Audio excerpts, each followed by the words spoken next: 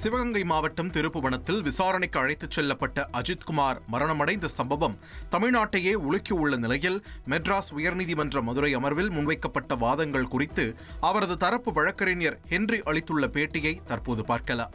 Manamadurai DSP அவர்கள் தலைமையில் செயல்படுகின்ற ஒரு ஹெட் கான்ஸ்டபிள் மட்டும் அதை லீட் செய்கின்ற ஒரு ஸ்பெஷல் டீமிடம் எஃப்ஐஆர் இல்லாத நேரத்தில் வழக்கு விசாரணை ஒப்படைக்கப்பட்டது. அந்த ஸ்பெஷல் டீம் அஜித்தையும் பின்னர் இரவில் அருணையும் மற்றவர்களையும் அவருடைய தம்பி நவீனையும் காவலில் இரவு முழுவதும் 27ஆம் தேதி இரவும் 28ஆம் தேதி காலை விடியங்காலை நாள் முழுவதும் திருப்புவனத்தை சுற்றி இருக்கக்கூடிய ஒரு 4 பகுதிகளுக்கு கூட்டிச் சென்று மிக கொடூரமான சித்திரவதை நடத்தினார்கள் என்பதை நீதிபதி கேட்டு ஆவேசப்பட்டு வருத்தப்பட்டு தன்னுடைய ஆணையில் குறிப்பிட்டிருக்கிறார். இறுதியாக மடப்புரம் கோவில் பக்கத்தில் பின்பக்கத்தில் இருக்கக்கூடிய ஒரு மாட்டு தழுவையில் இறுதியாக அஜித்குமாரை கூட்டிச் சென்று நீங்கள் ஒளித்து வைத்திருக்கக்கூடிய அந்த ஜுவல்ஸ் 10 சாவரின் ஜுவல்ஸ் எங்கே என்று கேட்டு அங்க இருக்கக்கூடிய ஆஸ்பெஸ்டாஸ் ஷீட் எல்லாம் பெரட்டி பார்த்து அது கிடைக்கவில்லை என்றவுடன் அவருக்கு தண்ணி கூட கொடுக்காமல் அவர் கண்ணிலும் வாயிலும் மிளகாப்பொடியை தூக்கி போட்டார்கள் என்பதையும் குறிப்பிட்டோம். அதை நேரடியாக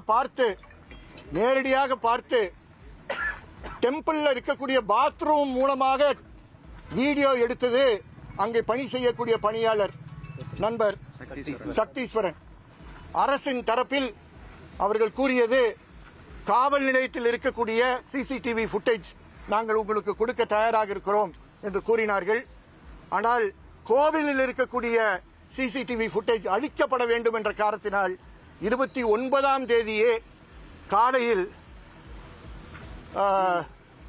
ராமச்சந்திரன் என்ற ஒரு சப் இன்ஸ்பெக்டர் அங்கே வந்து எந்த சீசர் மெமோவும் கொடுக்காமல் டிவிஆரை பறித்து சென்றார் என்று அரசு தரப்பில் கூறப்பட்டது. நாங்களும் அதை கூறினோம். அதற்கு பின்பு நீதியரசர் அனைத்து விஷயங்களையும் குறிப்பிட்டு போஸ்ட்மார்ட்டம் சர்டிபிகேட் டீன் கொண்டு வரவில்லை, கொடுக்கவில்லை என்ற புகாரின் காரணத்தினால் அவரை வரவழைத்து அவரிடமிருந்து சீல்டு கவரில் போஸ்ட்மார்ட்டம் பிரிலிமினரி சர்டிபிகேட்டை வாங்கி ரிப்போர்ட்டை வாங்கி அதில் 44 கொடூர காயங்கள் இருக்கு என்பதை அவர் குறிப்பிட்டு அதிர்ச்சி அடைந்தார்.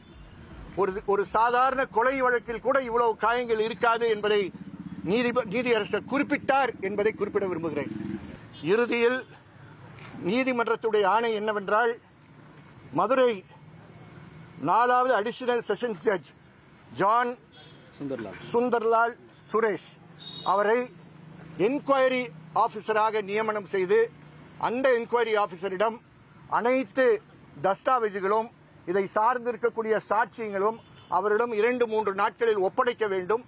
அவர் ஆய்வு செய்து 8/7/26க்குள் நீதிமன்றத்துக்கு தன்னுடைய அறிக்கையை முழுமையாக அவர் சமர்ப்பிக்க வேண்டும் என்ற ஆணை அவர்கள் குறிப்பிட்டிருக்கிறார்கள். ட்ரெண்ட் ஆக்கிக்கோங்க. 2.5 கோடிக்கும் அதிகமான தந்தி டிவியின் சப்ஸ்கிரைபர்ஸ் அண்ட் ஃபாலோவர்ஸ் குடும்பத்தில் நீங்களும் இணையுங்க.